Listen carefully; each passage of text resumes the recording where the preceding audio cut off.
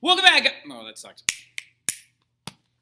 Welcome back, Honors. Welcome back to it. Welcome back to your flipped classroom and the continuing discussion of absolutism in France, right? We're now about to get into some really muddy waters where kids oftentimes kind of get messed up in this unit, okay? Not going to lie to you, this is where the train can go off the tracks, right? This is the point where we're talking about a very, very inefficient system of government that's kind of actually leading to a series of religious wars, right? Due to the fact that a large number of French citizens are beginning to switch to Protestantism, right? We're talking about those people called the Huguenots earlier in class, and how a large faction of the nobility, 40% of them, is beginning to convert, whereas only 7% of the population has. But remember, if you're the nobles, you're the powerful ones, right? So the fact that they're converting kind of demonstrates to us that they're trying to exert some extra power over their king and of the rulership as well. And then we started talking about the really weak family that was in power, known as the Valois family, right? And you know the Valois families, if you go all the way back to the Middle Ages, you know the first Valois king, right? The very first Valois king was a guy named Philip VI, right, of France, and he fought against Edward III of England, right? And they ended up going to war for 100 straight years, right? No, it was actually 116 years. But anyway, the big thing about it, though, is we're now talking about those last Valois kings, right? We talked about Charles VI, a.k.a. Charles the Mad in class, the one that thought he was made out of glass, that he stabbed his bodyguard to death, and Robert Pattinson plays him with a terrible French accent in this movie. Are you scared, young Henri? What say you? Are you scared of this battle? There's no shame of it. Like, that's a bad French accent, right? And so we also discussed, like, Charles VII and Francis I, this guy who, of course, sucked Leonardo da Vinci's last breath into his face, right?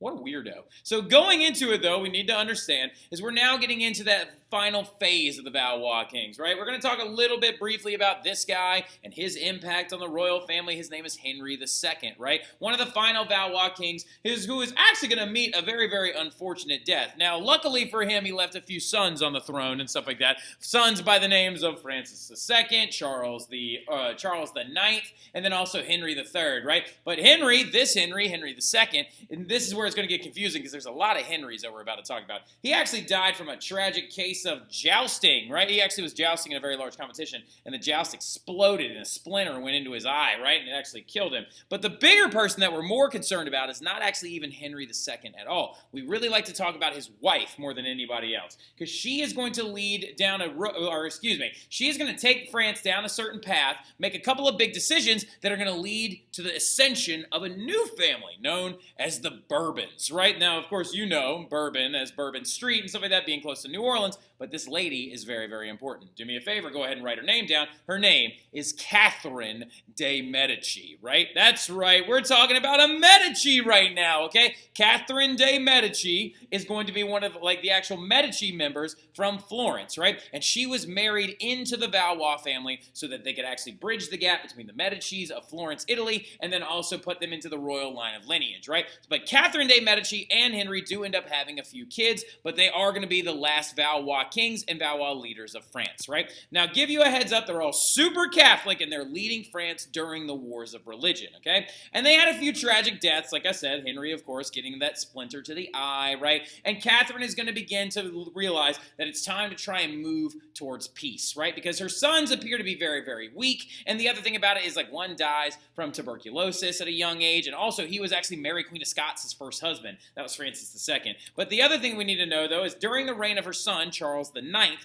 what's going to end up happening is that she's going to decide to do something very, very bold, right? So she had she had a daughter, right? And her daughter's name was Margaret, right? Margaret Valois, which you see right here. And she's going to decide to get her married off to one of the Protestant leaders. Because in Catherine de' Medici's mind, if we go ahead and, like, actually try to bring peace to these wars and we get her married off to one of the Protestant leaders, what's going to end up happening is we can basically use Margaret Valois, Catherine's daughter, as a peace treaty, right? And she's hoping that it will bring an end to these wars of religion. Now, the thing about it that we need to understand as well is who she's getting married off to. The guy's name is Henry of Navarre, right? Henry of Navarre is a very, very, very important Protestant noble that is going to lead over the region of Navarre, France, right? And Navarre, France, being in the southern region, he is also one of those nobles that has converted to being a Huguenot. Now, the crazy thing that does end up happening, though, is at their wedding, a lot of Protestants show up, right? I mean, think about it this way, y'all. 40% of the nobility is converted to Protestantism. They're fighting in these wars of religion against their own Catholic kings and queens and stuff like that.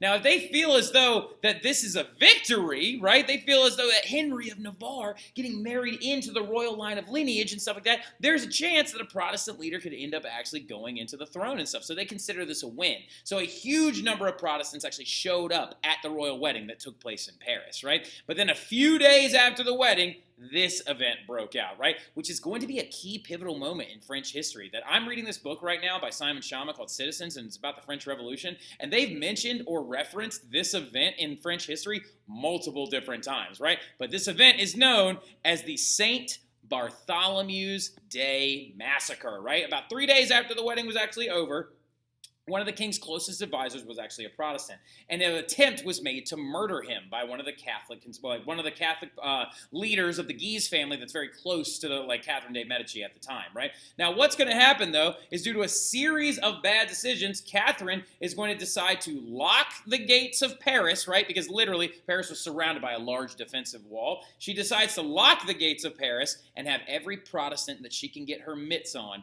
killed, right? And we don't know for sure because accurate numbers don't exist from the day of this massacre. We don't know, but apparently anywhere from 5,000 to 30,000 people were killed in Paris and all over France on the day of the St. Bartholomew's Day Massacre. But why would they do this, right? Why would they do this? Because Catherine saw a chance to try and eradicate the Protestant threat after that wedding was over. And due to a series of bad decisions, it's going to lead down a very, very tragic road. But what's going to end up happening, though, is the wars will be reignited, right? And you can actually even see Catherine in this picture right here. It's like a really morbid Where's Waldo. There's like her right there standing in black, looking over a body, or a very, very large pile of dead Protestants, right? And that is her right there coming out of the castle famously known as the Louvre, like coming out to a splayed out body, or pile of bodies of dead Protestants, right? Now, the thing about it, though, this will reignite those wars, though, and then what's going to happen is Henry of Navarre, who was planning on converting to Catholicism, is actually going to take it back, and he's going to go back to his Protestant faction, and he's going to lead this war against Catherine de' Medici, and her sons, Charles IX, who does eventually die, and her other son, Henry, takes over, right? But he was Henry III. But interesting thing does end up happening because Catherine, you shouldn't have made a bad decision, and maybe karma wouldn't have bit you in the butt. Because what ends up going down, though, is Henry, her final son, Henry III, after her death, is going to actually get stabbed to death during a very, very famous incident in the last French War of Religion, in the 7th one, right? And it actually was during a moment called the War of Three Henrys, because there were 3 different Henrys fighting for the actual throne. But what's going to end up happening, though, is now that all of Catherine's sons are dead, and Catherine is now dead as well. The problem, though, Catherine, is, remember, you married your daughter off to that Protestant noble, which means Henry of Navarre is now allowed to ascend the throne, right? And so what's going to happen is he will ascend the throne as Henry IV, and he has his last name dubbed as a Bourbon, right? And he is the very first Bourbon monarch, right? And the Bourbons are the most powerful ruling family in French history, period. Outside of the Bonapartes, the Bourbons are the most important French family in history, and they came from a massacre, wedding, craziness that actually was mainly due to the fact that we had some weak Valois kings leading to the rise of this family, right? Now, a very important reason why we have to tell that story is so we can understand Henry of Navarre, now Henry IV, right, the first Bourbon monarchs, thought process and how everything is going to go politically and socially, right? So in this process, Henry IV is going to bring an end to the wars of religion. He's going to come up with a famous phrase where he says, oh, I want there to be a chicken in every pot in France, right? Because now that the wars are over, he wants everybody to be really well fed. But the thing that he does that actually really signals an end to the wars of religion is he actually does 2 things. One, he converts to Catholicism, right? And he actually has a famous quote as to why he did this, right? He converts to Catholicism because some of you are like, well, I thought he was Protestant. He is, right? But he converts to Catholicism because he feels as though the only way to unite the people of France back together is to still have a Catholic monarch. Because remember, 93% of the people in France are still Catholic. Just 40% of the nobility is converted to Huguenotism.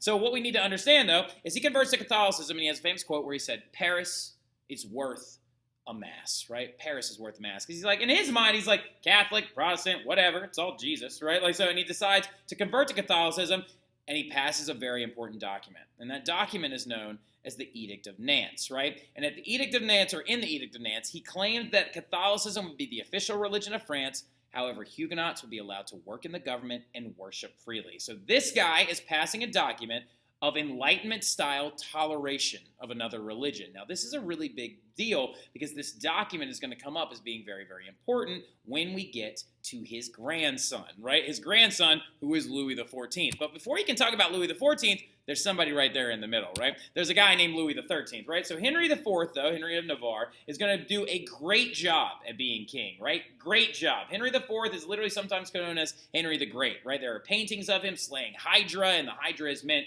to be like the Guise family and the Catholic armies. Literally, he is known as a very great ruler. When the French Revolution actually broke out, men began to wear around hats that looked a lot like Henry IV hats and stuff like that, in the emblematic sense of Henry being such a great king, right? Now, the thing about it, though, is that Henry does end up dying, though. Henry actually gets stabbed to death by a Catholic fanatic who leaps through his carriage window and stabs him to death multiple times. And so who comes to power but none other than his son, and his son's name is that's dumb. His son's name is Louis XIII, who was only 9 years old when he took the throne. Now, so what we need to understand, though, is we're going to have two young kings. Not one, but two young kings get measured up and show up out of nowhere, right? So Louis XIII is far too young to actually become ruler, and this is what he looked like as an adult. But the thing about it is he was too young to rule at the age of 9, and he was also a very soft guy. And what I mean by soft is he was like very nice and sweet and stuff like that. And he only truly ruled for about 3 years, right? So what does a 9-year-old do as a king? Well, the thing about it is you don't really rule, right? Rule passes to two other people.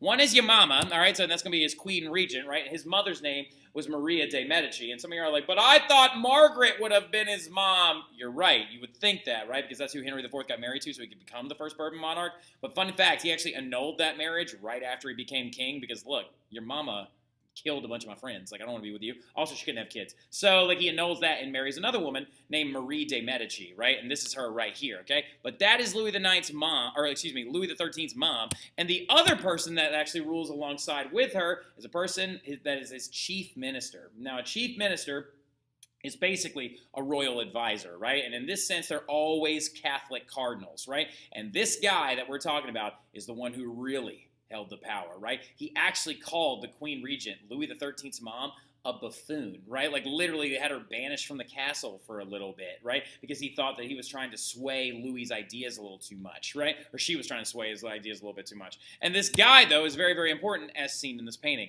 This is him right there, right? Also known as his Red Eminence. His name is Cardinal Richelieu, right? Cardinal Richelieu is a very famous figure in French history, right? He comes in and he rules for the young, impetuous, and very, very kind of ill-willed, not ill-willed, but like soft-willed Louis XIII, right? Louis XIII was really only focused on one thing. So as a young king, Louis XIII actually went off and got married and to a woman named Anne of Austria, right? And his wife, Anne, were really struggling to have a kid, right? They had 5 miscarriages in a row, 5 failed pregnancies. And Louis also just was not the ferocious ruling type. So while he was trying to have a child, Cardinal Richelieu enters into the fray as basically becoming the de facto monarch of France, right? But he shows up and does some really intense stuff, right? One of the first things he does is he kind of reignites violence against Huguenots because he himself is a Catholic, right? So right here, actually, in this famous painting, we have Cardinal Richelieu looking on as French ships fight English ships and bombard a very famous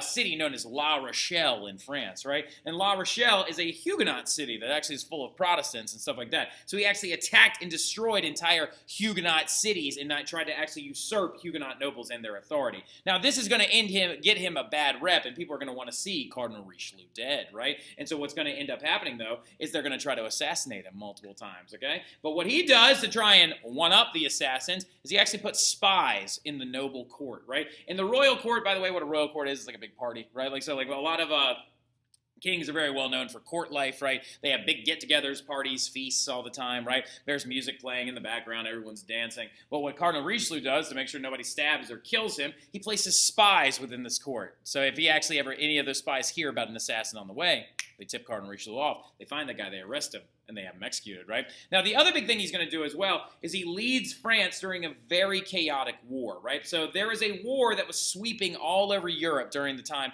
from 1618 to 1648, known as the 30 Years' War. This war is going to be the most life-altering war in European history up to this point because it claims the lives of 3.2 million people via the actual war itself, starvation, disease, and pestilence, right? And so the thing about it, though, is Cardinal Richelieu enters into it when actually the 30 Years' War was meant to be a religious war. It was supposed to be against a bunch of Protestant kings versus a bunch of Catholic kings, right? But weird little thing happened.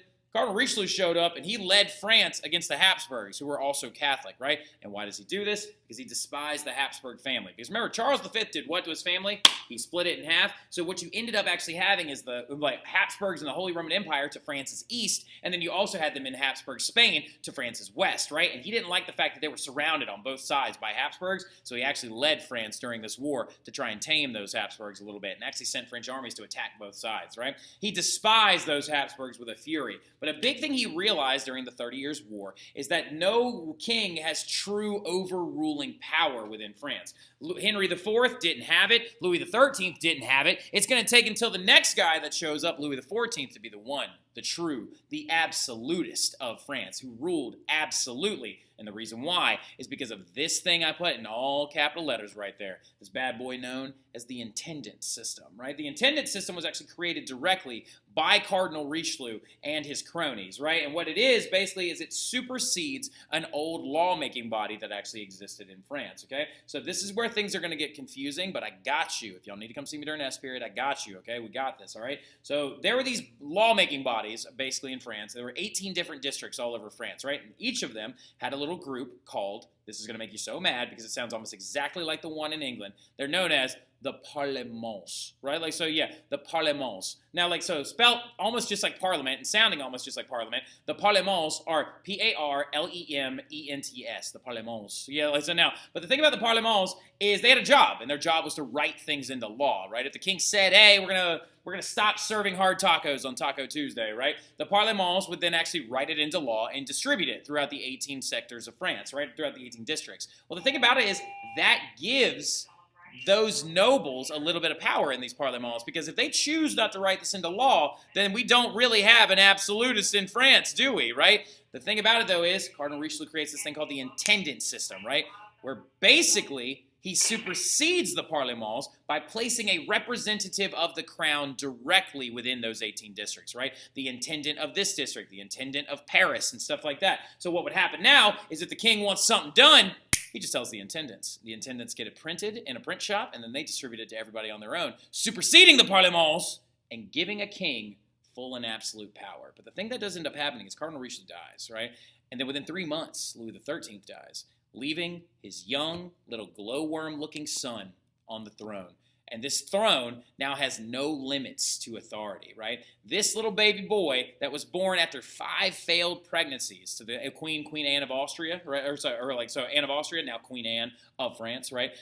This little guy was famously known by the name Louis Dudon. Like, so, and Dudon means gift of God, right? Like, so now, because they literally had so many miscarriages, they thought it was like a gift from God, right? And so this little boy, though, becomes king at the ripe young age of 4 years old. And that little boy right there who becomes king, who is obsessed with his own legs because he was a trained ballet dancer and stuff like that. Look at this guy. He's going to keep growing up, and he played Apollo in a very famous thing. Notice we always are busting out our legs in all of these pictures, right? He is going to be famously known as Louis XIV, the Sun King of France, right? Look at them legs, man. My guy literally is impressed with those dancing figures, right? So Louis Dudon, though, is a young man who comes to power at the age of 4, right? So obviously Queen Anne of Austria is going to rule for him for a little while. But he ends up actually growing up to become Louis XIV, right? AKA the Sun King, right? He actually named himself this, right? He literally believed, truly believed, that God placed him in power, and he believed that he was the light for his people, right? Everything revolved around him, and everything that was important connected to him. And he believed that he was the source of ambient light for everyone in this kingdom. Because he actually performed as Apollo in a ballet, and the actual lighting from the stage lit up the faces of the nobles that were there to watch him. And he was like, oh my God, I am the Sun King, right? And so literally he calls himself that. He is an absolute ruler at his best. He used that intendant system set up by Cardinal Richelieu to do whatever he wanted to, right? And the biggest thing he did, first and foremost, though, is he built himself a new house, right? He used French tax money to build his palace of Versailles, right? And the Palace of Versailles, y'all, is no small feat. It's got 7 100 rooms. Write down a couple of facts about the Palace of Versailles, right? It's this wing of the palace, all the way over, all the way down, all the way back, all the way up, and then all the way right here. It is a third of a mile long, and it's got 3 floors. So if you stay on the hallways alone, you end up walking a mile total indoors, right? It is so big, you can't even fit it all into picture. He's got fountains the size of football fields, 700 rooms, 1,200 fireplaces, a solid gold gate that actually, well, it's not solid, it's gilded, but still a golden gate that actually marks the entrance into his palace. And that's also not the first one. That's actually the second one, because during the French Revolution, a bunch of angry women are going to rip the first one down. So this is also right here. They were blazoned with emblems of the Sun King himself. This right here is the Court du Mauve, but also known as the Marble Court, where literally nobles would be received when they came to visit him, right? And so literally, the palace was, that's his bedroom, by the way, that his palace was so large, he ate all of his meals cold, because literally, they couldn't get it to him fast enough because of where the kitchen was located in respect to the actual bedroom and also in respect to the dining room. But that right there is where we're going to stop. We're going to talk a little bit more about the Palace of Versailles in class, and then we're going to start getting into Russia after we wrap up Louis a little bit, and then we'll talk a little bit more stuff, but I'll see y'all soon. Y'all have a good one.